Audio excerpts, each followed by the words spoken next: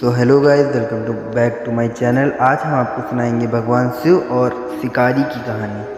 भगवान शिव और शिकारी, कन्ना पार शिकारी। यह भगवान शिव और उनके भक्त थिन्नार पर एक कहानी है जो 63 नैनारों में से एक है। कई वर्ष पहले दक्षिण भारत में पोथप्पी नामक एक पहाड़ी क्षेत्र था। इस पहाड़ी क्षेत्र में बहुत सारी पहाड़ियाँ और ऊंचे ऊंचे जंगल के पेड़ थे जो आसमान तक फैले हुए प्रतीत होते थे। इस क्षेत्र के मध्य में उड्डूपुर नामक एक गांव था। शिकारी अपने परिवारों के साथ वहीं रहता था। शिकारी समुदाय का मुखिया नागन था। उसकी पत्नी थथाई थी। यह दंपति कई वर्षों से निसंतान था। इससे उन्हें बहुत दुख हुआ और उन्होंने भगवान मुरुगा से अपील की। कृपालु भगवान मुरुगा ने उन्हें एक सुंदर बच्चे का आशीर्वाद दिया। चूँकि जन्म के समय बच्चा मोटा और गोल-मटोल था, इसलिए उन्हें उसका नाम थिन्नन, मजबूत और तगड़ा बच्चा रखा और उसे बहुत प्यार से पाला। थिन्नार शिकार की कला से भी विभिन्न रूपों को अच्छी तरह से सीखते हुए बड़े हुए। वह धनुष, बाण, तलवार, भाला और चाकू को समान कौशल से चलाने में सक्षम था। उनके पिता बूढ़े हो रहे थे और जवानी के दोनों दिनों की तरह शिकार पर जाने में असमर्थ थे। इसलिए वह अपने बेटे थिन्नार को, जो अभी 16 साल का हुआ था, शिकारियों का मुखिया बनाना चाहता था। उन्होंने शिकारियों के मुख्य पुजारी देवव्रति को बुलाया और उनमें परामर्श किया। देवव्रति के आशीर्वाद और शुभकामनाओं से थिन्नार को मुखिया बनाया गया। अगली सुबह थिन्नार ने अपना पहला शिकार अभियान शुरू किया। उन्होंने बाघ की खाल से बने वस्त्र पहने और खुद को तलवार, भाला, धनुष और तीर से लैस किया। पहले शिकार को युवती शिकार के नाम से जाना जाता था। नए सरदार का पहली बार शिकार पर निकलना शिकारियों के बीच जश्न का कारण था। शिकारी और उनकी महिलाएं प्रतिदिन कपड़े पहनते थे। अपने मूल संगीत वाद्ययंत्र बजाते हुए उन्होंने नृत्य किया, गाया और खुशी से दावत की। फिर थिन्नार अपने करीबी दोस्त के साथ शिकार अभियान पर निकल पड़े। नन्नन, कादान और अन्य युवा शिकारी कुत्ते उनके साथ दौड़े। शिकारी घने जंगल में घुस गए और सभी प्रकार के जानवरों का शिकार किया। हिरण, खरगोश और जंगली सुअर को उन्होंने भोजन के लिए मार दिया। बाघ, तेंदुआ, लोमड़ी और भेड़िए जैसे जंगली जानवर जो मनुष्य को नुकसान पहुंचाते हैं, वे भी उनके द्वारा मारे गए। जब वे इस प्रकार शिकार कर रहे थे, एक बड़ा मोटा सुअर शिकार के जाल को काटकर खुद को मुक्त कर लिया और तेजी से भाग निकला। थिन्नार और उसके दो दोस्त नन्नन और कादान जंगली सुअर का पीछा करते हुए भागे। सुअर बिजली की तरह दौड़ता हुआ एक जंगल में पहुंचा जो एक पहाड़ी की तिलहटी में था। वह एक पेड़ के पीछे छुप गया, जबकि नन्नन और कादान दोनों थक कर खड़े थे। थिन्नार अकेले ही बहादुरी से उसके पास पहुंचे और उसे तलवार से मार डाला। उनके इस साहसिक कार्य के लिए उनके दोस्तों ने उनकी प्रशंसा की। फिर उन्होंने थिन्नार को संबोधित करते हुए कहा, मुखिया, हम अपने गांव से बहुत दूर आ गए हैं। हम सब प्यासे और भूखे हैं। हम इस सुअर को भून लेंगे, खा लेंगे, अपनी भूख मिटा लेंगे, अपनी प्यास बुझा लेंगे और फिर घर लौट जाएंगे। ओह हाँ, हम ऐसा करेंगे, लेकिन फिर हम पानी के लिए कहाँ जाएंगे? थिन्नार से पूछा। वहाँ उपवन के पार एक बड़ी पहाड़ी है, कादान ने उत्तर दिया। पहाड़ी की तिलहटी में पोन मुगाली नदी बहती है। ठीक है, हम वहाँ जाएंगे और आप सुअर को वहाँ ले जाएं। थिन्नार ने आदेश दिया और आगे बढ़ गए। नन्नन सुअर को लेकर नदी की तट की ओर चल दिया। पोनमुगली नदी के तट पर पहुंचकर उन्होंने आग जलाई और सुअर को भूनने की तैयारी की। थिन्नार पोनमुगली नदी की सुंदरता से आकर्षित हुआ और जो अतीत में बहती थी। नदी के तट पर दूर हरे पेड़ों से ढकी एक सुंदर पहाड़ी थी। थिन्नार ने पहाड़ी पर जाने की इच्छा व्यक्त की। आपने ठीक कहा मुखिया, उस पहाड़ी को थिरुक्कालथी के नाम से जाना जाता है, जहाँ भगवान शिव शिवलिंग के रूप में निवास करते हैं। आइए हम उनकी पूजा करें, जिन्हें यहाँ कुडुम्मीथेवर के नाम से जाना जाता है। नानन ने उत्तर दिया। यह सुनकर थिन्नार का हृदय एक प्रकार की अजीब अवर्णनीय उत्सुकता और चमक से भर गया। वह तुरंत जाकर कुडुम्मीथेवर को देखने के लिए अधीर था। उन्होंने कादान को सूअर को भूनने और मसाला देने का आदेश दिया और नन्नान को संबोधित करते हुए कहा, नन्ना, मुझे उस स्थान पर ले चलो जहाँ कुडुम्मीथेवर है। नन्नान ने आगे बढ़ने के साथ थिन्नार तेजी से पहाड़ी पर चढ़ते हुए उसके पीछे पीछे चला। जब थिन्नार पहाड़ी पर ऊपर चढ़ रहे थे तो उनका हृदय प्रभु के प्रति प्रेम से भर गया। दुनिया से उसके सारे रिश्ते एक करके टूटने के बाद वह प्रेम का अवतार लग रहा था। नानन के आगे बढ़ते और ईश्वर के प्रति उसके प्रेम के कारण थिन्नार तेजी से पहाड़ी पर चढ़ गया। पहाड़ी शिखर पर पहुंचने पर उन्होंने कुडुम्मीथेवर यानी कि भगवान शिव को शिवलिंग के रूप में देखा। इस खूबसूरत दृश्य ने उसे बाकी सब कुछ भुला दिया। वह खुद को भूल जाता, दोस्त उसके और उसके आसपास की दुनिया के साथ खड़ा रहता। वह अपने आसपास की हर चीज़ से अनजान हो गया। भगवान को देखकर बहुत प्रसन्न होकर उसने शिवलिंग को गले लगा लिया और खुशी से नाचने गाने लगा। अचानक एक विचार ने उसे रोक दिया और उसे चिंतित कर दिया। भगवान इस घने जंगल में अकेले रहते हैं, जहाँ हाथी, तेंदुआ, बाघ, भेड़िए और लोमड़ी जैसे जंगली जानवर भी रहते हैं। इस जंगली जंगल में कई खतरे उसका इंतजार कर रहे हैं। उसे और भी चिंता होती है। लगता है भगवान ने कुछ खाया नहीं है, भगवान भूखे हों। उसने सोचा, नाना, आओ हम कुडुम्मीथेवर के लिए कुछ मांस लाएंगे। थिन्नार ने कहा और पहाड़ी से नीचे उतरना शुरू कर दिया। वह बहुत अनिच्छा से कदमों पर आ गया, खुद को प्रभु से दूर करने को तैयार नहीं था। कादान ने सूअर को छोटे छोटे टुकड़ों में काटा और मसाला दिया, पकाया और खाने के लिए तैयार कर लिया। 1 मिनट भी बर्बाद न करते हुए थिन्नार ने अपने तीर की नोक के मांस के टुकड़े को उठाया और उन्हें फिर से आग पर पकाया। फिर उसने मांस के टुकड़ों को काटा, उन्हें चखा और उनमें से सबसे स्वादिष्ट और कोमल को चुना। फिर उसने उन्हें सागौन के बड़े पत्ते पर इकट्ठा किया। उसने कुछ जंगली फूल तोड़े और उन्हें बालों में लगाया। वह पोनमुगाली नदी में उतरा और अपने मुंह में साफ पानी भर लिया। एक हाथ में धनुष और दूसरे हाथ में पत्ते से लपटा मांस लेकर वह तेजी से पहाड़ी पर चढ़ गया। नानान और कादान दोनों, जो अपने मुखिया की ये अजीब हरकतें देख रहे थे, बहुत चिंतित हो गए, यह सोचकर कि उनका मुखिया पागल हो गया है। वे थिन्नार के पिता को सूचित करने के लिए अपने गांव चले गए। थिन्नार जो पहाड़ी पर चढ़े और कुडुम्मीथेवर के स्थान पर पहुँचे, उन्हें चिंता थी कि भगवान बहुत भूखे होंगे। उसने अपने जूते पहने हुए पैरों से शिवलिंग पर चढ़े फूलों को हटा दिया और अपने मुंह में लाया जल पानी शिवलिंग के ऊपर थूक दिया। उसने पहले अपने बालों में लगाए हुए फूलों को निकाला, शिवलिंग पर श्रृंगार किया। फिर उसने जो मांस लाया था उसे प्रभु को सामने रखकर कहा, भालो, मैंने सोचा कि तुम भूखे होगे, इसलिए यह मांस लाया हूँ, कृपया इसे अवश्य खाएं। उसी क्षण एक अद्भुत घटना घटी। 1 सेकंड के अंश में पत्ते का सारा मांस गायब हो गया। भगवान शिव अपने भक्त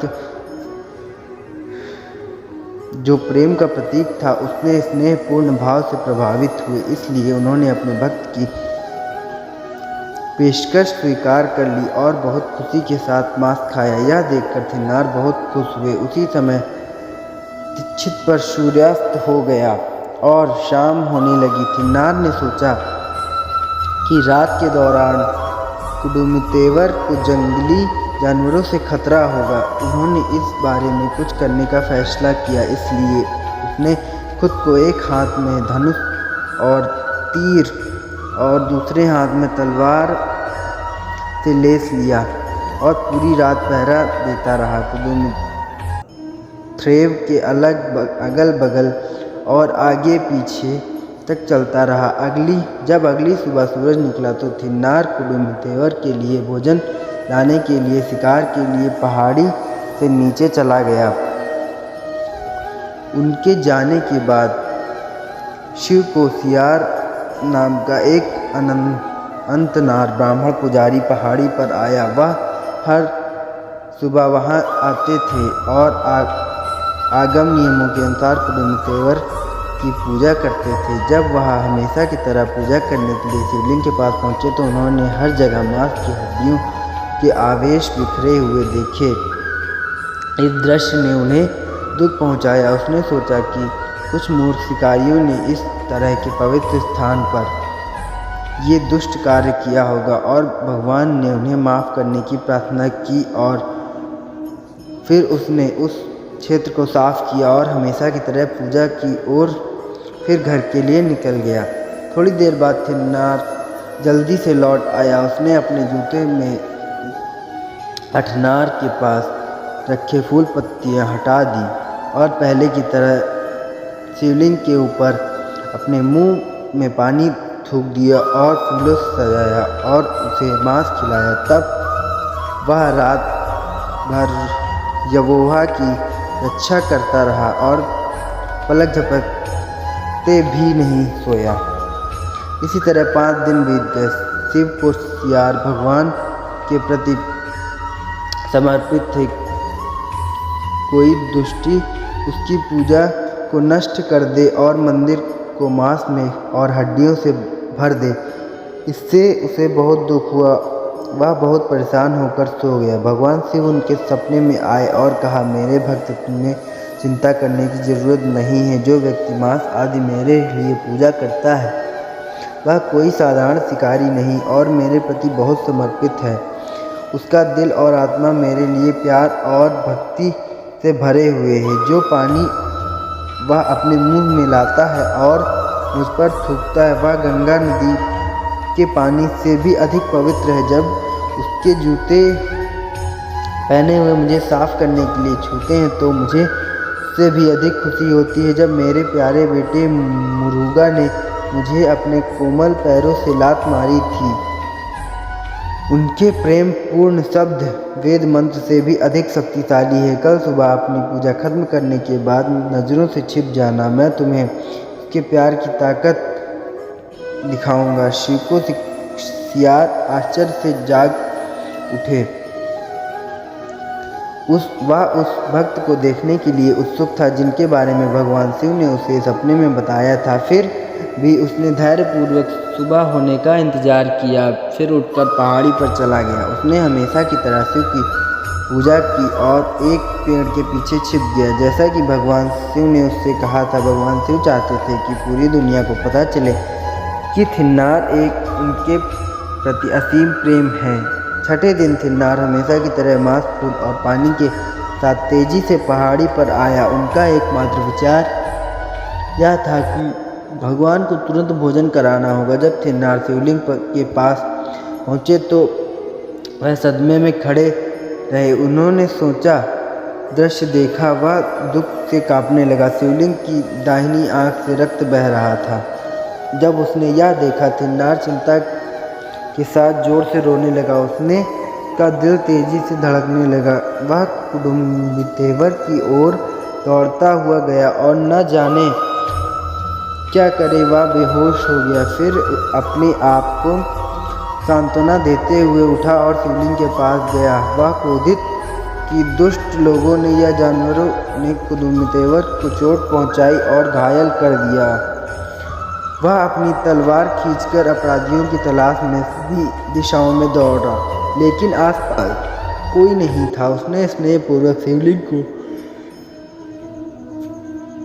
गले से लगा लिया और रोने लगा, हे प्रभु, आपके साथ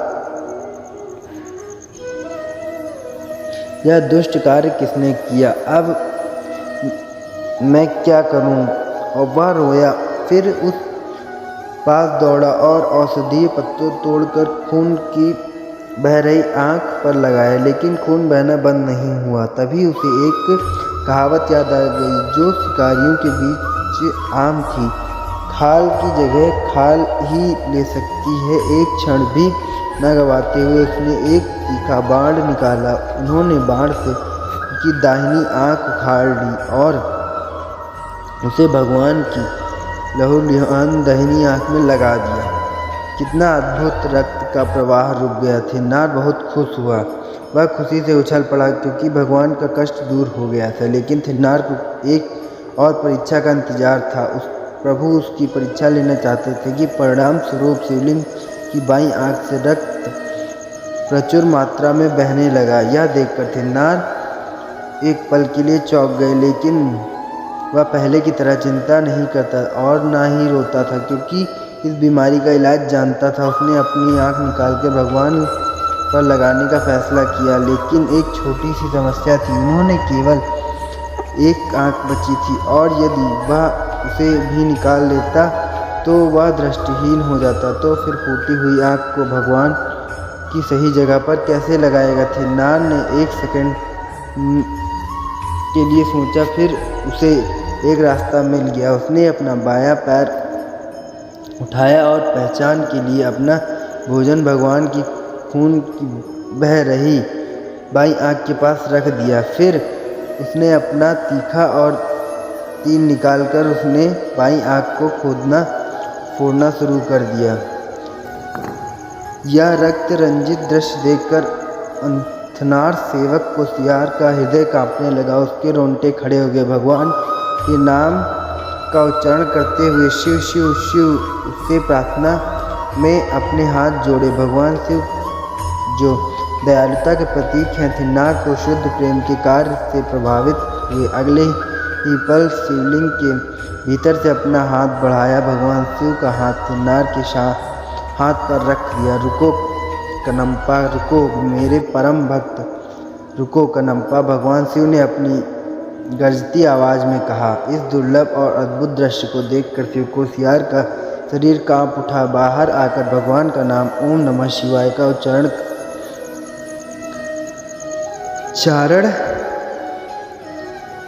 करे और ओम नमः शिवाय उन्होंने अपने हाथों को अपने सिर के ऊपर उठाया और भगवान और अपने महान भक्त की पूजा की। श्री कालहस्ती, जिसे आज के पूर्णता व्यावसायी करण परिवेश में दक्षिण काशी के नाम से भी जाना जाता है। हालांकि कृपया पहाड़ी और नदी पर ध्यान दें। देवताओं ने आकाश से पुष्प की वर्षा की। शिव गणों ने संगत में हर हर महादेव, हर हर शिव का जाप किया। कन्नप्पा, मैं आपकी भक्ति से प्रभावित हूँ। अब से आप सदैव मेरे निजी रक्षक के रूप में मेरी दाहिनी ओर रहेंगे, प्रभु ने कहा। शिव ने स्नेहपूर्वक थिन्नार को अपने साथ मिला लिया। तभी से थिन्नार को कन्नप्पा नयनार के नाम से जाने लगा। कन्नप्पा नयनार ने बहुत कठिन कारनामों के माध्यम से भगवान को प्रति अपना प्रेम व्यक्त किया। भगवान शिव के किसी भी भक्त के लिए पराक्रम आसानी से संभव नहीं था। उन्होंने इसे केवल 6 दिन में हासिल कर लिया और भगवान शिव के चरण कमलों को प्राप्त कर लिया। अनेक कवियों ने उनके दुर्लभ कारनामों की प्रशंसा में गीत गाए हैं, जिन्हें तरीकों को हमारे हिंदू धर्म में अपवित्र, गंदा और बदसूरत माना जाता है। उन्हें कन्नप्पा नयनार ने प्यार से संभाला है और इसलिए वह भगवान का आशीर्वाद प्राप्त करने में सक्षम थे। यद्यपि वह जन्म से एक शिकारी था और अनपढ़ था, फिर भी उसका हृदय और आत्मा भगवान शिव के प्रति शुद्ध प्रेम में भरा हुआ था। यही कारण था उन्हें इतनी जल्दी ईश्वर का प्रेम प्राप्त हो गया। नोट: वह स्थान जहाँ कन्नप्पा नयनार ने भगवान शिव की पूजा की थी वर्तमान में एक लोकप्रिय तीर्थस्थल है जहाँ कालहस्ती के रूप में जाना जाता है। यह स्थान जहाँ हजारों लोग भगवान शिव की पूजा करते हैं तीर्थस्थल तिरुपति के करीब है। धन्यवाद दोस्तों। अगर आपको हमारी कहानी अच्छी लगी तो हमारे चैनल को सब्सक्राइब और लाइक करिए।